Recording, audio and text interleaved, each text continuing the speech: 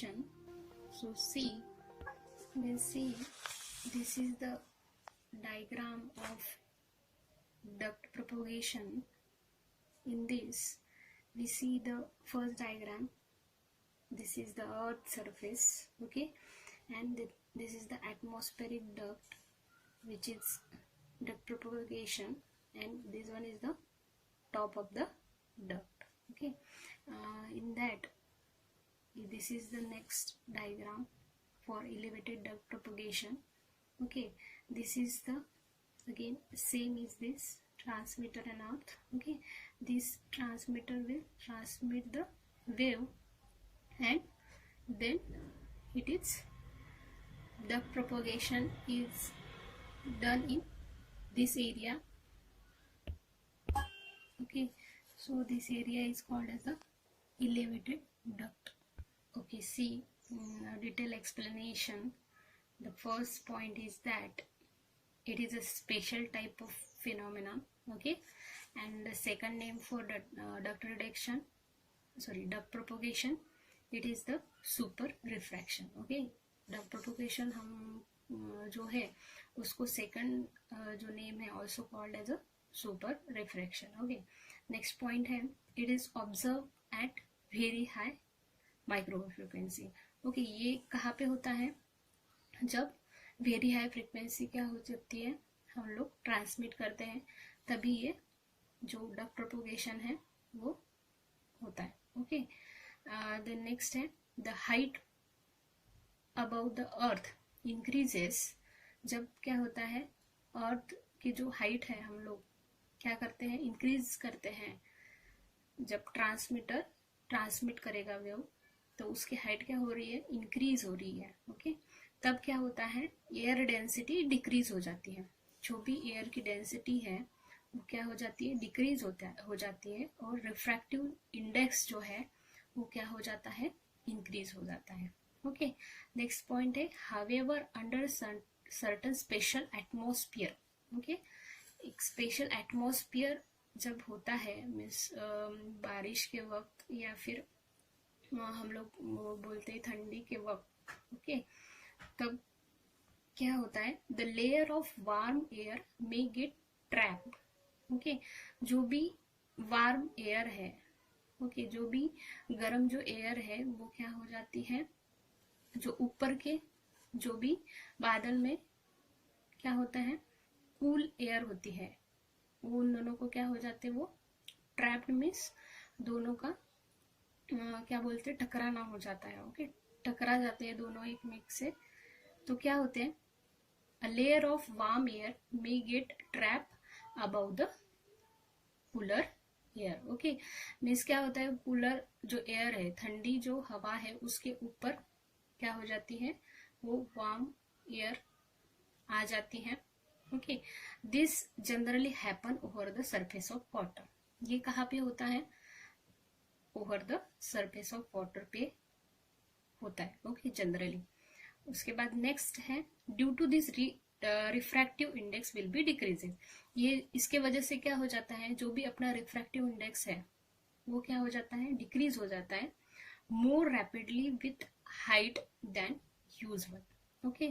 तो refractive index जो है डिक्रीज होता है rapidly as compare to the usual height जो हम लोग यूज करते हैं, ओके. This happen near the ground as well as normally within the distance of 30 metre, okay.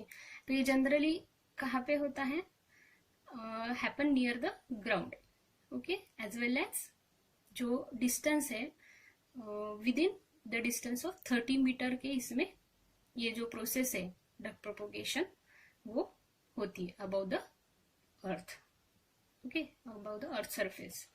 Next point है, due to this rapid reduction of refractive index.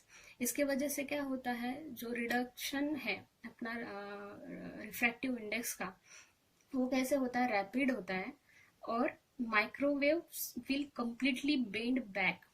उसके वजह से क्या होता है, जो भी हम लोग माइक्रोवेव फ्रीक्वेंसी या फिर माइक्रोवेव ट्रांसमीटर से भेजते हैं, वो क्या होता है, completely bend back towards the earth surface. वो क्या हो जाती है, कंप्लीटली बेंड हो जाती है towards the earth surface. Okay, this is also similarly happen in sky wave. Okay, sky wave में भी होता है, लेकिन उसका जो डिस्टेंस है वो कितना होता है, 1000 किलोमीटर फ्रॉम द अर्थ. उसका डिस्टेंस कितना होता है, 1000 kilometre from the earth. Okay, then next है the region in which the super refraction takes place. जहाँ पे भी अपना क्या हो रहा है, सुपर रिफ्रैक्शन होता है, वो रीजन को हम लोग क्या बोलते हैं, that is the duct. Okay, and the duct can be form near the earth surface और at the some height. Okay, duct अगर जो फॉर्मेशन होता है डक्ट प्रोपोगेशन का, ओके, अगर वो सम हाइट के मीन्स अर्थ के सम हाइट डिस्टेंस के इस पे होता है, ओके, तो उसको हम क्या बोलते हैं, it is the elevated duct. Okay, जहाँ पे डक्ट प्रोपोगेशन होता है वो एरिया को हम डक्ट बोलेंगे.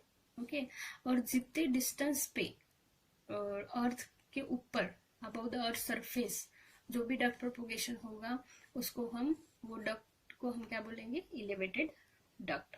Okay, it can takes place only for very high frequency in gigahertz. ये सिर्फ किसके लिए होता है, जो भी अपनी हाई फ्रीक्वेंसी है, माइक्रोवेव फ्रीक्वेंसी है इन गीगाहर्ट्ज, वही फ्रीक्वेंसी में डक्ट प्रोपोगेशन पॉसिबल होता है. ओके, डिटेल्स में हम लोग जो मैंने अभी डिस्क्रिप्शन में बताया वही नोट्स फॉर्म में भी देख लेते हैं हम लोग एक बार. Okay, see, these are the notes for duct propagation. The first is that it is a special type of phenomena, also called as a super refraction. Then it is observed at the very high microwave frequency. Okay, as the height above the earth increases, ठीक है, अगर हर अर्थ के ऊपर की जो height है हम लोग जहाँ पे डक्ट प्रोपोगेशन हो रहा है, अगर वो इंक्रीज हो गई तो आपका जो एयर डेंसिटी है वो डिक्रीज हो जाएगा और रिफ्रैक्टिव इंडेक्स क्या हो जाएगा, इंक्रीज हो जाएगा. Okay, as the height above the earth increases, the air density decreases and refractive index increases. Okay, उसके बाद में however under certain special atmospheric condition, a layer of warm air may get trapped above the cooler air. This is generally happen over the surface of the water. ये भी बताया मैंने, under जो भी special atmospheric condition होता है उसमें क्या होगा, जो भी अपनी वार्म एयर है, जो भी गर्म एयर है वो क्या हो जाएगी, जो भी ठंडी एयर है अपनी ऊपर में, उसके ऊपर क्या हो जाएगी, ट्रैप हो जाएगी. ट्रैप मीन्स उसके ऊपर आ जाएगी. ओके, दिस इज जनरली वो किसके वजह से होता है, because happen over the surface of water. ये जनरली किसके वजह से हैपन होता है, because the over the surface of water. Okay, उसके बाद में next then see the next, that is due to this refractive index will be decreases. इसके वजह से क्या होगा, जो भी हमारी कोल्ड या फिर ठंडी हवा के ऊपर क्या हो जाती है, गर्म हवा आ जाएगी, उसके वजह से क्या होगा, रिफ्रैक्टिव इंडेक्स डिक्रीज हो जाएगा more rapidly with the height than usual. Okay, this is happen near the ground as well as normally within a distance of 30 meters above the surface. ये जो है रैपिडली जो है अपना रिफ्रैक्टिव इंडेक्स डिक्रीज हो जाएगा, और वो किसके वजह से होता है, दिस इज हैपन नियर, कहाँ पे होगा, the ground as well as normally, ground पे भी हो सकता है, नियर द ग्राउंड या फिर with in the distance means surface के ऊपर 30 मीटर्स के ऊपर जो भी डिस्टेंस है विद इन, उसके एरिया में भी ये हो सकता है. ओके, नेक्स्ट है देखो, due to this rapid reduction of refractive index the microwave will completely bend towards the earth surface. Okay, जो भी रिफ्रैक्टिव इंडेक्स जो है रैपिडली रिडक्शन होने के कारण जो भी माइक्रोवेव होती है वो कंप्लीटली क्या हो जाती है, bend back towards the earth surface. वो क्या आ जाती है, अपने अर्थ सरफेस पे बैक आ जाती है, bend towards the earth surface. Okay, this is similar to happen in a sky wave. Sky wave में भी ऐसा ही होता है, बट उसका जो डिस्टेंस है, the distance of 100 kilometre from the earth. Okay, the region in which the super refraction takes place is called duct. जो भी सुपर रिफ्रैक्शन होता है वो रीजन को डक्ट बोलते हैं हम लोग. The duct can be form near the earth surface के पास में भी हो सकता है, और at a height from it, means उसके ऊपर जो भी 30 किलोमीटर या फिर 1000 किलोमीटर हाइट है, उसके ऊपर भी डक्ट प्रोपोगेशन हो सकता है, या फिर नियर द अर्थ सरफेस भी हो सकता है. उसको हम क्या बोलेंगे, that is elevated duct. Okay, उसके बाद में लास्ट पॉइंट देखो, it can takes place only for very high frequency in gigahertz range. ये किसके मिस कहाँ पे हो सकता है, अगर अपनी फ्रीक्वेंसी वेरी हाई फ्रीक्वेंसी हो इन गीगाहर्ट्ज, तभी ये डक्ट प्रोपोगेशन होगा. Okay, so this is the detail explanation of duct propagation. Today's topic will be in. So thank you.